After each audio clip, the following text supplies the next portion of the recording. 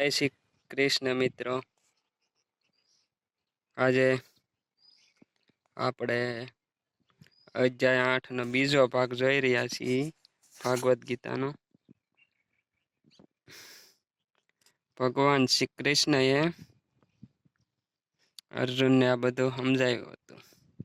તમે જોઈ રહ્યા છો આ બીજા ભાગમાં 8મા અધ્યાયનો. અને આજે અહીંયા 8મો અધ્યાયનો થાય છે સમાપ્તિ, પૂર્ણાવતી. હવે પછી આપણે 9મો અધ્યાય શરૂ કરીશું આગામી સમયમાં.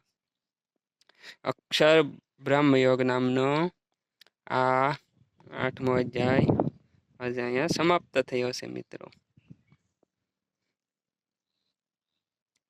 એટલે કૃષ્ણ કનૈયા લાલ કી જય, દ્વારકાધીશની જય.